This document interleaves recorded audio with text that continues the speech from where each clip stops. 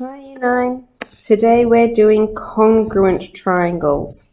Now the word congruent means to be identical in every way.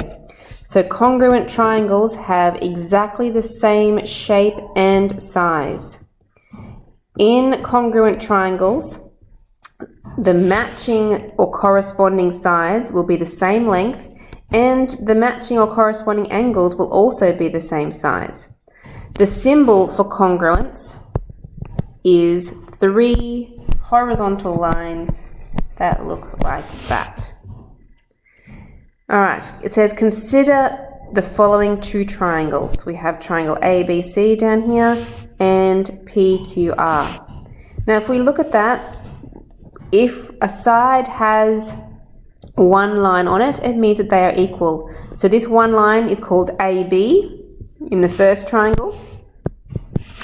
In the second triangle, 1 line is the side QR or RQ. It doesn't matter the order you write them in. So AB is equal to QR. And you could match the other sides as well. BC has 3 lines on it, and RP has 3 lines on it, so they are equal. AC has 2 lines and QP has 2 lines, so they are equal. We can also say, so those triangles are congruent. We can also look at the angles. Angle A, which has a little circle in it, angle Q also has a little circle in it, so those angles must be equal. Angle B has a square and angle R has a square, so angle B equals angle R. And angle C has a funny little symbol in it, and angle P, those angles are also equal. Now there are 4 tests that we use to prove that triangles are congruent, and the 4 tests are in this diagram for you. The first test we abbreviate to SSS. And S stands for side. So what it means is there is 3 sides in the triangles that are equal.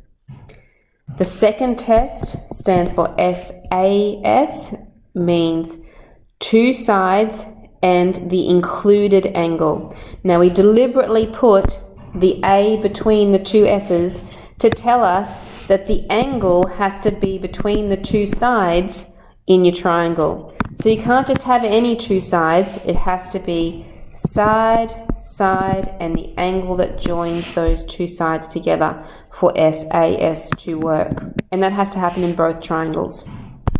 So that's the second test.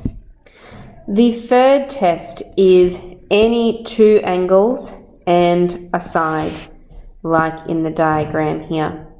And the last test, RHS, R stands for right angle, H stands for hypotenuse, and S stands for side.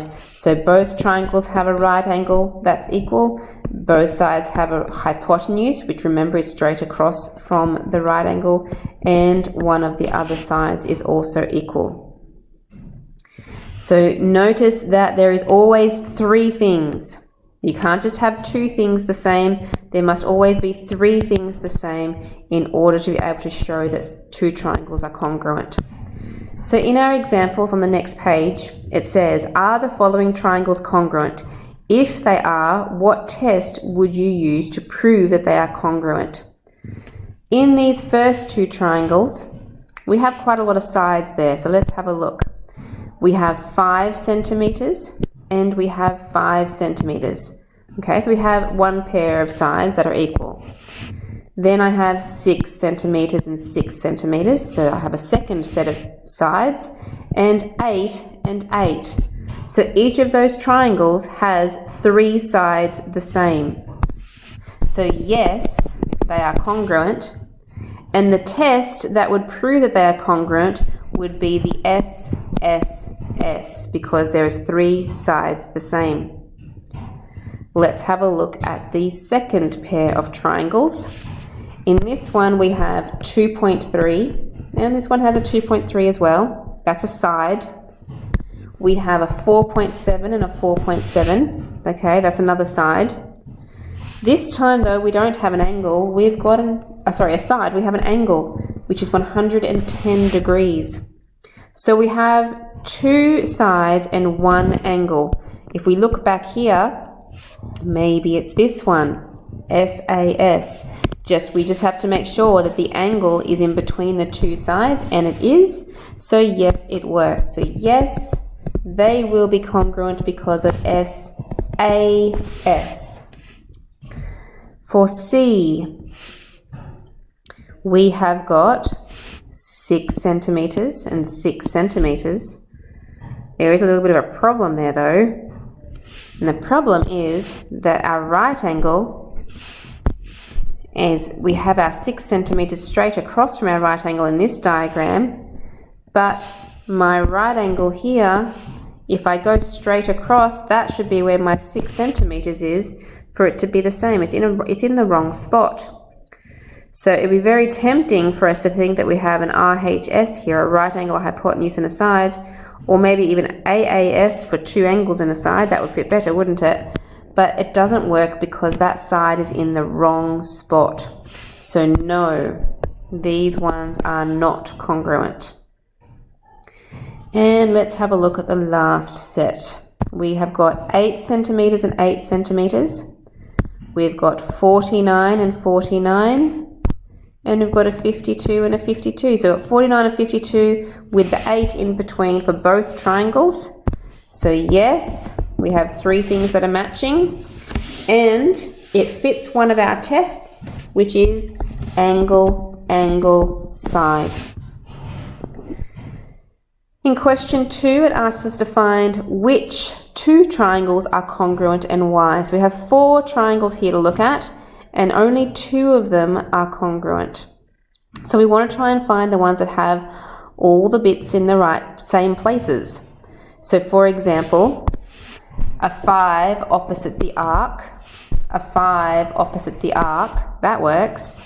This one doesn't have the 5 opposite the arc. That one, the 5's opposite the dot. This one has the 5 opposite the arc. So I'm tempted to think that this one here is out of the running already. So let's cross that one out. Let's have a look at our dot now. Our dot is across from the 7 in the first one. This one has the X across from the 7. And this one has the dot across from the 7. Alright, so the first and the last one are matching, but now this second one is not matching. Let's just make sure the last bit of information matches. The cross is across from a blank side. The cross is across from a blank side. So yes, those 2 match. So I'm going to use my big yellow highlighter to say this one and this one match. And the reason they match, well, they've actually got lots of things there. We've got 2 angles and 2 sides. So I might write down SAS. You could probably use a couple of different tests. I could use SAS to show that those ones are the same, or I could have used AAS. Had some choices there for that one. Okay, part 3. Show that the following pairs of triangles are congruent. To show that they're congruent, we want to write down the 3 things that are the same. So we have 96 degrees in the first triangle and 96 degrees in the second triangle. So I could write that down as being angle B is equal to angle P. Okay? Alright, we've got one thing that's the same so far. I have also got the 20 across from there for both of them, that is the same too. So that would be the 20 in the first shape is called AC. AC, because we use these letters to name that side, A and C. And in this one, the 20 would be Q and R. Okay, so AC is equal to Q and R. I need a third thing the same though, and I don't actually have one at the moment, because I have a 41 here and I have a 43 in the second one. That's not the same. So how about I try to find this angle in here. That angle would be equal to 180 minus the 96 minus the 43, because remember all triangles have an angle sum of 180. Okay, so that is equal to 41. So if that there is equal to 41, that means that Q here is equal to my angle A. So I can write down my third thing, angle A is equal to angle Q. So that means they're congruent because of the test angle, angle, side. I had two angles in here. This one was an angle, this one was a side, and this one was an angle. So they're not in the right order, but I had angle, angle, and a side. Question 4, find the value of the pronumerals in the following congruent triangles. So the question is telling me that the triangles are congruent. That means that both of those shapes are identical. So I should just be able to match up the blanks to try and find the missing letters that I want to find. So for example, if I want to find out what N is, so here's N, it's got the little one line next to it. So here's the little one line in the other shape. That means that N is going to be equal to 5 centimeters.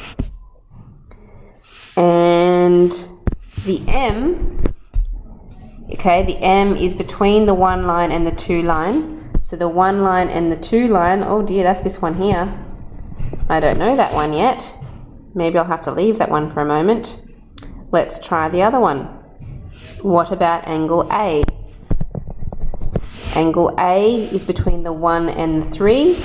So the 1 and the 3 line would be this one. Okay, that one worked. So we now know that A is equal to 33 degrees.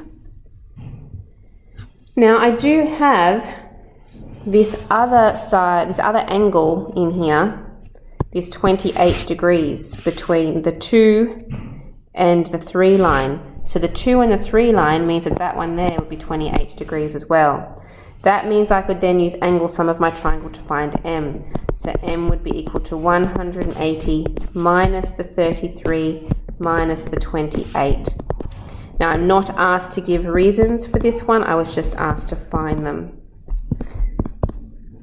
So that's 119 degrees.